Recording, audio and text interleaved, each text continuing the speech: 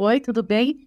Esse é o Pode Ser, um momento para a gente lidar com dois dos verbos mais intrigantes da nossa existência: poder e ser. Eu sou Carmen Galdes. Eu sou Patrícia Donato e esse aqui é o Pode Ser.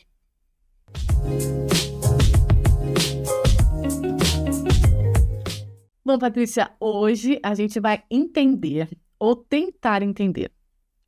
Pode mentir? Bom, dizem que a mentira ela serve basicamente para duas coisas: ou para a gente fugir da punição, para a gente ter alguma vantagem. Mas quando a gente mente para a gente mesma, isso também vale? Pois é, que complicado isso, né? Mas eu acho que é interessante a gente conversar aqui também sobre quando a gente inventa umas mentiras para a vida e aí tem que lidar com isso. Que a gente cria situações para nós mesmas, né? Pode ser mentiras para nós mesmas, mas que geram consequências ou atraso de uma evolução que a gente nem sabe que pode ser que esteja acontecendo. Então, quando a gente olha para esse tema de mentiras da vida, primeiro que mentiras também é uma palavra bem forte, né? Às vezes a gente fala que é uma desculpa. Mas aí eu gosto de trazer uma frase que eu ouvi uma vez de um grande líder que diz assim: quem é boa em dar desculpas não é boa em mais nada. Olha que forte. Porque a pessoa fica muito preocupada na desculpa que ela vai dar para muitas vezes não ter conseguido atingir um objetivo ou mesmo corresponder a um compromisso, algo que ela queria muito fazer e aí ela deixou de fazer. Ou mesmo aquelas pessoas que acham que não tem tempo para cumprir um combinado, um compromisso. Então vamos navegar nesse universo? Que mentiras que a gente conta na vida que por vezes nos prejudicam. Na prática, assim, você tem algum exemplo prático? Tenho. Depois eu quero até fazer uma brincadeira nessa questão dos ganchos que as pessoas falam de signo. Eu falo tudo na lata, porque eu sou de Áries, então eu não tenho papas na língua. Pega esse contexto como um gancho, Uma verdade. É uma verdade, não é mentira. Mas, por exemplo, mentiras que a gente usa para justificar. Pode ser coisas do dia a dia, por exemplo, quando você quer adiar uma coisa que você sente que é importante para a sua saúde, para aquilo que você quer na sua longevidade, né? Eu não gosto de academia, então por isso eu não faço exercícios físicos. Não que necessariamente seja uma mentira totalmente, mas você não vai à academia, por que será? Será que você não gosta do ambiente, da atividade em si, da falta de apoio que às vezes você não tem, porque você não conhece, não domina, né, aquilo? Ou será que simplesmente é porque a atividade física no quesito academia não é o que te satisfaz, o que move seu corpo? Quantas pessoas encontram, por exemplo, na dança uma forma de ter atividade física, né? Eu tive por um longo tempo e amo muito a natação. A natação me realiza de um jeito que eu sempre falo assim, que não precisa nem ser nadar por nadar. Eu gosto de ter um treino. Tem dia da natação que é um treino de perna, tem dia que é um treino de braço, outro dia é de fôlego. Eu me lembro um dia que eu aprendi a nadar, não vou ficar mostrando aqui, né? Mas era de lado, só com um braço assim. É um tipo de nado de salvamento, que tanto você pode se salvar quanto você pode carregar alguém nadando. E nadar de lado é uma das coisas mais difíceis que tem. Então, assim, para mim era um contexto em que eu podia desenvolver, né, fôlego, cardio, não sei o quê, mas com esse afeto que tinha a natação com um propósito. E eu sempre usava essa mentira da academia. Eu não gosto de fazer atividade física. Eu me lembro que teve um amigo meu maratonista que uma vez ele falou assim, mas você não sente a endorfina? Eu falei, acho que a endorfina nem é produzida no meu corpo. Ou seja, mentira completa.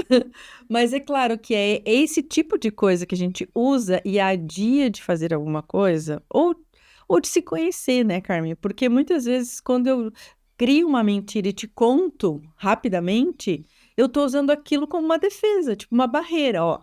Não entra aqui porque aqui essa é a minha verdade. Exatamente como você trouxe, que é o oposto do que essa mentira é. E o quanto ela nos atrasa? Pensa em relação à carreira, em relação às relações, sabe? Outras mentiras que às vezes são até mais inofensivas.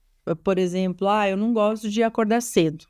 Então, por causa disso, a pessoa começa um dia todo atropelado e às vezes não tem um bom planejamento. Não importa a hora que ela acordar, ela ainda vai ter o dia acordada para fazer aquilo que ela quer, né? Então, é essa reflexão que eu sugiro que a gente faça em relação às mentiras. E da onde eu tirei isso? Deixa eu te contar. Peraí, antes de você me contar. Eu acho que a gente tem que estabelecer o que é a diferença entre mentira e crença. Porque às vezes a gente conta uma mentira pra gente. Por exemplo, eu não corro porque eu ouvi dizer que correr faz cair tudo, sabe? Da flacidez. Da flacidez. Então, pode ser, você foi confirmar isso realmente, né? Ou eu não corro porque dá problema no joelho, né? Então, é uma mentira que eu vou me contando até... Ou uma crença, eu não me relaciono com ninguém com idade XYZ. Sim. E a gente entender quais são as mentiras que a gente conta e quais são as crenças que a gente se agarra, para a gente diferenciar, né? Porque quando é mentira, a mentira, você pode encontrar a verdade e substituir, né? Você fala assim, olha para isso depende só de você. Quando é um sistema de crenças, você tem que trabalhar isso dentro de você. É muito mais profundo, eu concordo. E acho que a crença, às vezes, é mais difícil de aceitar como crença, né? Porque isso também tem a ver com comparar-se, com até os estilos de vida que a gente viveu, que a gente viu na nossa família. Às vezes a gente carrega isso em função de uma mentira que foi contada lá atrás e você está carregando, né? Olha que interessante, muito legal. Me fala isso. Da onde que eu tirei isso? Esse livro aqui, eu super recomendo, é A Coragem de Não Agradar. Eu sempre falo os outros no final e não tem no título do livro. A Coragem de Não Agradar. É aquele tipo de livro que é um diálogo entre o jovem e o filósofo. Então, assim, a gente devora ele. E ele fala sobre as mentiras da vida que a gente conta. E ele fala também sobre as tarefas da vida. Que é talvez o contraponto de quando a gente está fugindo da responsabilidade. O quanto uma mentira significa que a gente está fugindo da responsabilidade. A gente pode refletir sobre isso. Porque às vezes é esse adiar das coisas que a gente não está percebendo que a gente é a única responsável. Eu crio uns mantras pro meu dia a dia, né? E tem um recentemente que eu criei que é assim: eu sou a única responsável pela minha alegria e meu bem-estar. Então, se qualquer coisa estiver ruim no meu dia, eu volto para esse mantra e olho, eu sou a única responsável pela minha alegria e meu bem-estar. Se outra pessoa vem e me fala algo que não me agrada, ou que me ofende, ou que me magoa, eu decido como lidar com aquilo, não é? Assim também vai ser quando alguém contrariar a gente com as nossas mentiras. Parece que tá chovendo lá fora. E parece que Deus concordou com o que eu falei. Mas olha que interessante quando você fala assim, eu sou a única responsável, mas quando tocam no nosso ponto fraco, quando mexem com os nossos filhos, Ai. como que a gente lida com isso? Parece que o assunto está fugindo um pouco, né? Não Mas parece não, para mim faz muito sentido. como que a gente lida? Porque daí, eu não sei se eu tenho esse controle, assim, sobre a minha felicidade, porque eu não tenho domínio sobre né, o que acontece com o outro, Sim, mas me afeta profundamente. exato. É uma boa reflexão. E talvez a gente tenha que bater na tecla do autoconhecimento. Porque esses limites que existem entre aquilo que é meu, né? Aquilo que eu considero que seja meu, por exemplo, a guarda dos filhos ou a segurança deles, o cidadão que a gente quer formar quando a gente tem os filhos menores, no seu caso, que ainda está sob a sua responsabilidade. Existe uma expansão de quem a gente é, né? Eu acho que talvez isso pode ser associado aos papéis, mas eu também não sei se isso não pode ser uma mentira para justificar. Porque eu sou mãe, então eu tenho um direito XY de opinar ou de dizer o que eu penso. Não sei. Eu acho que a gente pode entender como que isso funciona, até no nosso sistema de crenças também, né? Porque muito se fala sobre esses papéis. Quando a gente se apresenta com a nossa profissão, parece que a gente já ganha um rótulo, né? E se você quiser fazer uma transição de carreira, tudo isso tem que ser considerado. Porque às vezes junto com você vem aquilo tudo que a sua história carrega. O ser mãe, o ser... Eu me lembro quando eu tinha os filhos pequenos e às vezes levava no pediatra, que ele falava assim, mãezinha, não me chamava pelo nome. Falava, mãezinha, vem cá que eu vou, né, te mostrando tal coisa. Mas tipo, parece que você perde a identidade e tá em função daquele papel. Então, isso também é uma coisa que eu acho que a gente tem que relembrar. Que muitas vezes a gente se apega em coisas que podem ser mentiras que a gente conta e que a gente está fugindo de quem a gente é, do que a gente acredita. E A diferença do crença e do acreditar, né? Você falar isso, porque nesse livro você brincou, né? Eu sempre falo, é a coragem de não agradar os outros e não tem os outros. Mas aí pode estar também, né? Eu numa viagem aqui, a coragem de não agradar a gente. Sim. Porque às vezes a gente tem que fazer alguma coisa que desagrada, porque foi um aprendizado, também é um aprendizado que agrada o que desagrada, né? Isso a gente aprende. Sim. Então, a gente tomar certas atitudes, né, do ir além. Nesse momento me desagrada, porque eu aprendi a ser agradada. Era isso que eu ia te perguntar. No contexto, então, de que eu percebi que aquilo já não funciona para mim. É isso? Ou até não, por exemplo, aparece uma oportunidade para você, né? Vamos supor,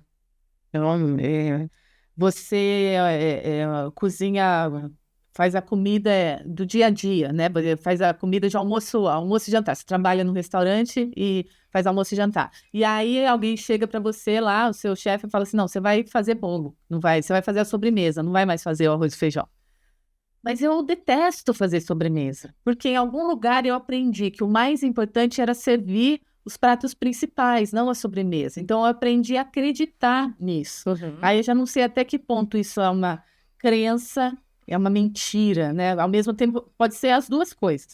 Porque é uma mentira que ninguém... Você não pode falar um é mais importante que o outro. Nutricionalmente, talvez. Não, mas talvez tenha a ver as crenças do fazer o doce, por exemplo. Se ela acha que fazer a sobremesa diminui a função dela porque ela fazia o prato principal, um exemplo, pode ser que ela se sinta inferiorizada. Então, aí cai nas crenças. E aí ela vai ter que se desagradar num primeiro momento para experimentar, e ela pode se descobrir muito feliz nesse processo. Quantas vezes a gente falou isso? Nossa, eu não queria de jeito nenhum fazer aquilo, mas foi a melhor coisa que eu fiz. Exato. Quantas vezes a gente fala, por que foi a melhor coisa? Porque daí eu descobri isso, descobri aquilo, eu mudei, aí eu casei, aí não sei o que, blá, blá. Né? Vou contextualizar aqui nas mentiras uma história que também a gente falou em outro episódio do ficar sem carro, que eu associava à liberdade, né? Eu me lembro que eu consegui internalizar essa história de que eu poderia ficar sem carro e ainda ter a minha liberdade de ir e vir, quando eu escutei não sei se isso é uma fábula ou como que a gente pode chamar, que era de um general que viajou com os soldados dele, os guerreiros dele, só que ele sabia que a tropa dele era menor do que as tropas que ele ia encarar, e eles atravessaram um mar. Quando chegou do outro lado, ele falou que ele teve uma intuição de queimar os barcos. Já ouviu essa história? De queimar os barcos, porque aí não tinha opção de voltar, só tinha opção de vencer e ganhar o território. Então, quando eu saía, às vezes, de casa sem o meu carro, com aquela adaptação que tem que vir, sabe? Do horário, de depender dos outros, eu pensava assim, queimei os barcos. Eu só tenho que ir, né? E eu tenho tido muitas boas experiências em andar a pé, em conhecer as pessoas que me transportam de Uber, de lembrar da carona, lembrar de pedir carona quando você está num lugar que eventualmente alguém vai para o mesmo lado da sua casa. Qual o problema nisso? Mas antes eu contava uma mentira, que eu tinha uma crença de que eu incomodava alguém se eu pedisse uma carona, sabe? Então, são várias coisas que envolvem que a gente tem que definir quando a gente quer, primeiro, perceber que a gente está mentindo para si mesmo, e aí, quando a gente começa a querer mudar isso, como que a gente vai fazer? Por qual etapa, qual o primeiro passo eu vou dar para que talvez eu não me fira tanto, mas que eu experimente aquilo? Como você falou, que eu dei um voto de confiança para a mudança, não é? Qual Essa fala, a fala que eu tenho é queime os navios. Quando eu ouvi a história, não era barco, era navio. Talvez eu que dei esse nome. Não, mas cada um, né? O importante é queimar o que estava. Queime as pontes, o que te possibilita voltar atrás. Eu acho que também tem uma história que fala que queime as pontes, também não dá para voltar. Daí a gente pode usar como estratégia tudo que a gente já conversou, né? O viver no presente, o experimentar, como você falou, né? O saborear, o se planejar ao mesmo tempo. E expandir a consciência, meu ponto de vista, né? Sempre falo nisso. Aumentar o repertório. Mais repertório, a gente tem que ter repertório, né? É bagagem, é tudo que você vê, tudo que você sente, cheira.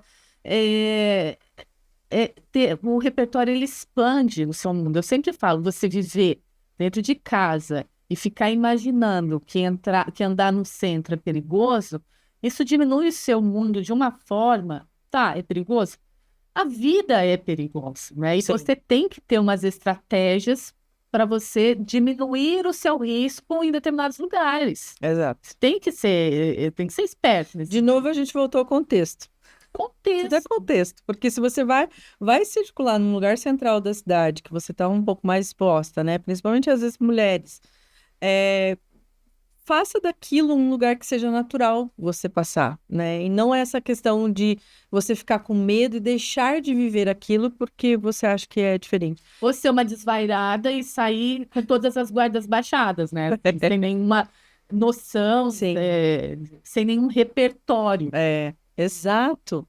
E que também isso, de novo, voltando para a questão do repertório, como que as pessoas fazem isso também? Porque, por exemplo, teve uma época em que eu estava muito focada, foi um pouquinho antes da pandemia, eu estava muito preocupada em experienciar aquela coisa de ficar sem o carro, né, morar em lugares assim, e da onde também veio o meu minimalismo, que a gente já falou em outros lugares. Eu quero morar em lugares que eu possa fechar a porta e sair, ter experiências.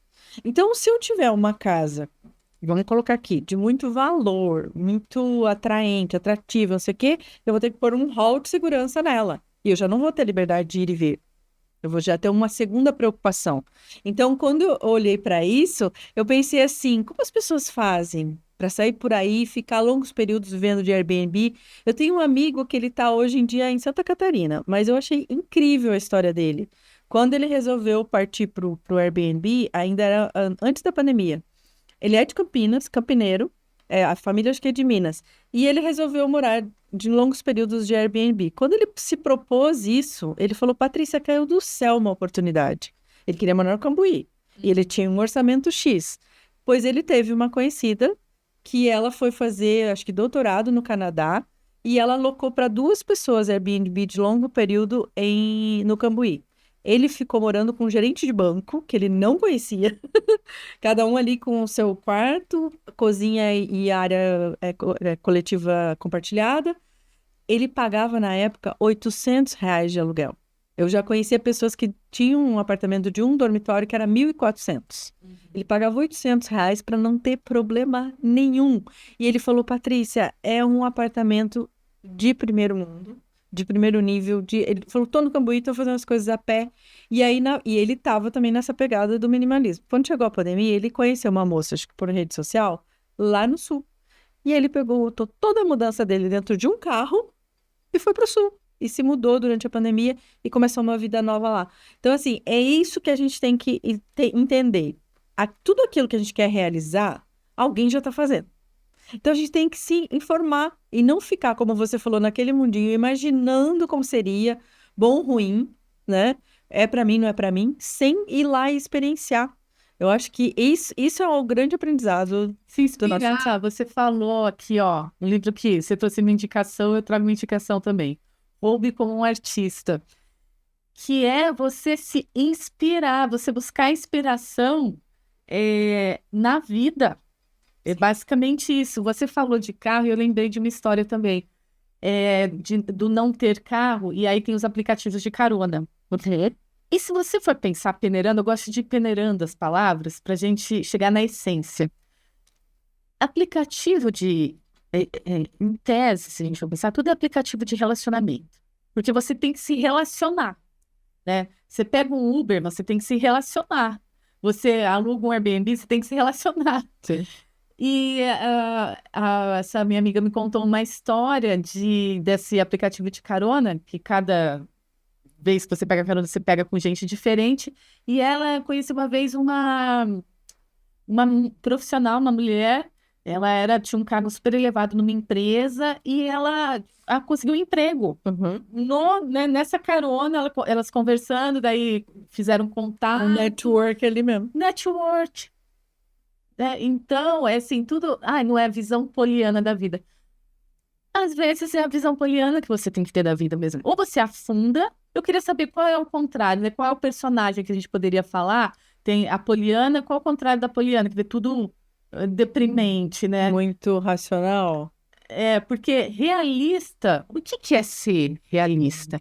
O que é realismo? E aí... O contrário da poliana talvez seja aquela pessoa rígida com as coisas, que não experimenta.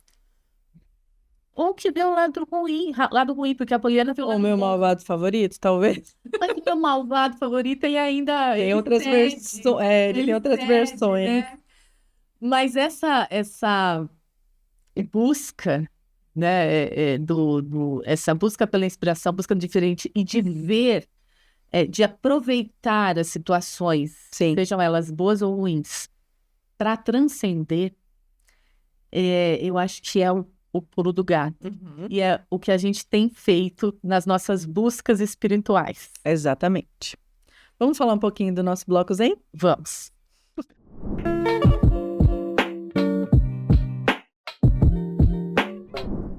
Hoje no nosso bloco Zen, a gente vai falar de mais algumas terapias que a gente já conheceu e a Carmen vai trazer pra gente terapias de vidas passadas. Já tô curiosa de novo, Carmen. É cada uma que você me traz que eu não sei o que é, como faz e enfim. Você Conta sabe que pra eu fiz gente. uma lista, né? É que eu joguei fora essa lista, assim, mas tinham mais de 10 terapias que eu fiz, assim, nesse período pós-pandemia, né? Um pouquinho antes, Legal. que eu acho que eu já estava prevendo que fosse acontecer alguma coisa, já estava sentindo, né?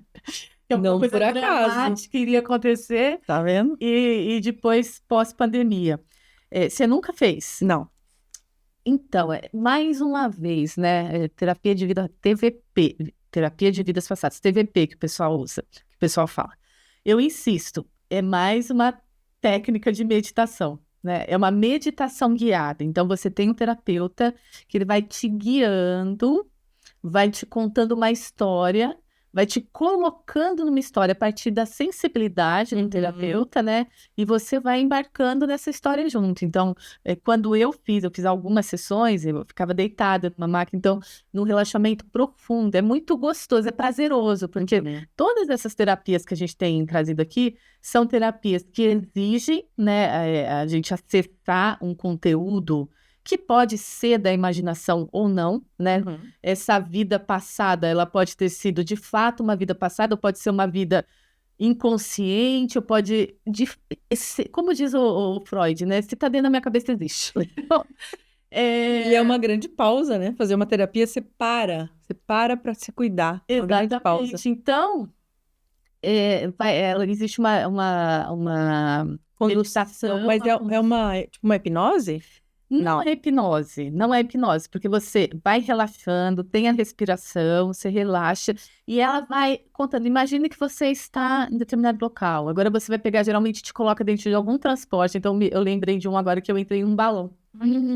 E esse balão, ele desce em tal lugar, tá? E ela também vai trabalhando com o conteúdo dela, porque a cena que eu falo dela, porque no caso foi uma terapeuta que fez comigo, né? Então, estou me remetendo a ela, Audrey. Ela vai conduzir, então agora esse balão desceu em tal lugar, é um lugar das características do lugar, e você vai viajando. E você vai sentindo. Na hora você não fala nada, depois tem uma conversa. E, de novo, né? Você é que traz significado. Interpreta aquilo que você Você que interpreta aquilo que ela trouxe de imagem. Legal. E vai dando significado para isso, né? Pode acontecer ali no momento de você não encontrar um significado, mas depois aquilo fica reverberando e chega uma hora que você fala, putz, acho que é isso, né? Pode ser que isso aconteça, pode ser que não, né? Porque também tem para algumas pessoas essa terapia funciona, para outras não, algumas pessoas, fiz uma vez, mas para mim não rolou em nada, né? Eu lembro até a pessoa que me indicou, falou assim, olha, eu já fiz, e ele falou exatamente isso que eu falei. Se existe vida passada ou não existe, eu não sei. Eu sei que é interessante o processo e que eu encontrei significado em alguma coisa ali. Eu acho que talvez seja o convite para, de novo, como a gente falou antes, acessar algo que é seu, né? Não se sabe ainda se é imaginação, se é alguma coisa realmente que tenha além de nós, mas também olhando um pouquinho para a questão do que é a vida. A gente não está todos os dias fazendo escolhas, tomando decisões? Sim. Então, se hoje a gente sai daqui, resolve ir por um caminho e não por o outro, toda uma história está sendo desenhada por ter ido por esse caminho e não outro, né? Eu não estou falando só de se transportar, mas de muitas vezes por sair por um caminho, você para num lugar, conhece uma pessoa e aquilo gera alguma consequência ou uma coisa boa. Então, assim, acho que na vivência da nossa vida, a gente tem, tanto mentalmente quanto, eu acredito, né, espiritualmente, a gente tem muitas possibilidades. E essas possibilidades é que nos trazem a consciência do que a gente quer, para onde a gente quer ir, o que a gente quer fazer. Então, eu achei muito interessante o que você trouxe, porque você vai acessar algo que é um conteúdo que está para além. Pode ser que esteja para além da carne, pode ser que a carne seja um caminho para acessar isso, né? Que nem as ideias. Falam que as ideias estão todas num plano de conhecimento maior, que a gente só tem que achar o canal para acessá-las, né? Então, eu acho fantástico, eu já ficar de olho nisso. E eu penso que a gente também tem que fazer uma ressalva, né, Patrícia? Assim, porque como lida com uma condução e o fato de nós darmos significado, mas também tem a contrapartida do terapeuta, né?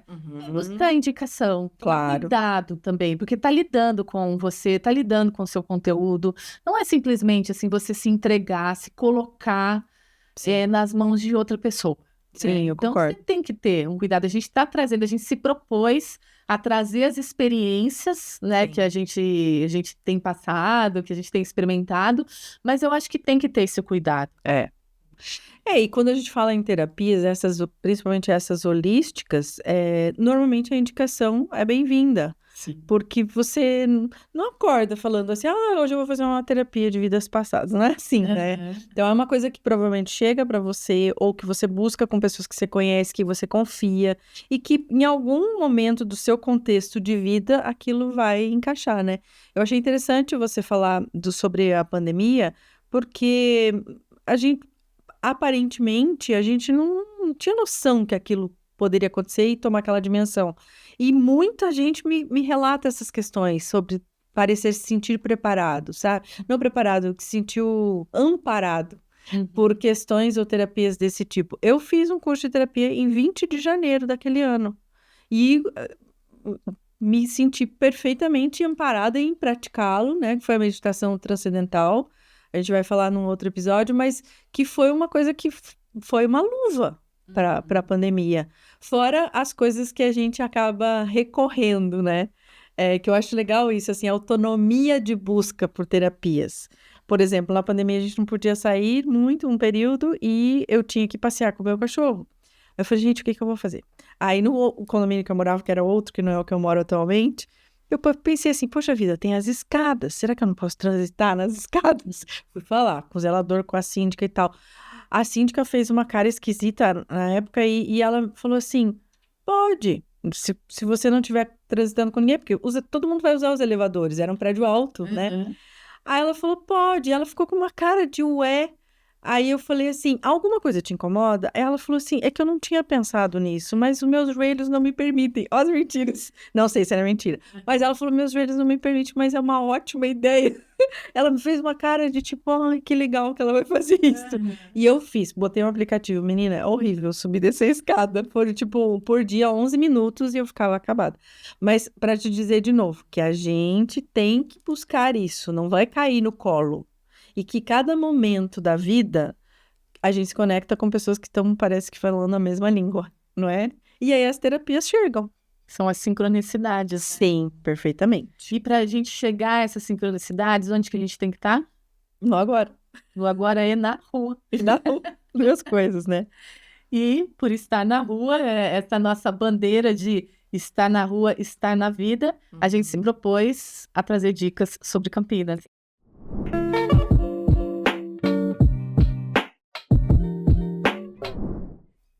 a dica de hoje, vou até pegar aqui os meus óculos, porque eu trouxe mais uma colinha.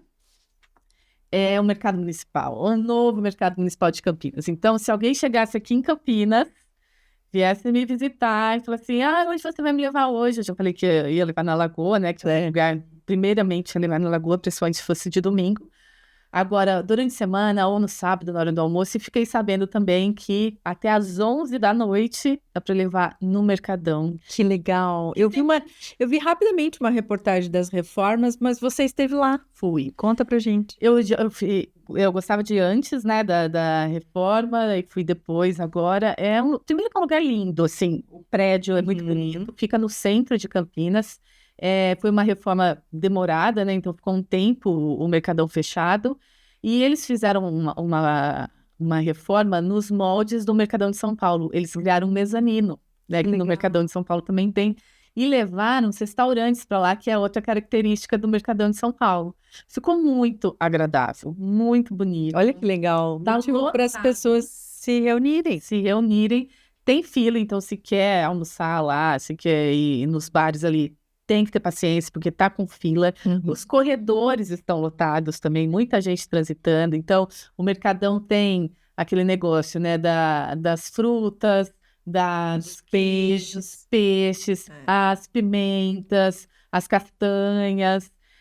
As coisas esotéricas, né? Tem muita gente que recomenda lá. Porque essa parte fica do lado de fora, no boxes, né? Sim. Na ruazinha, eu não sei o nome daquela rua. A perpendicular, porque tem a Benjamin, né? Eu frequento o Mercado Campineiro, que é perto da minha casa, que é no centro também, na Barão de Jaguar. E lá tem algumas lojas menores que tem uma loja maior no Mercadão.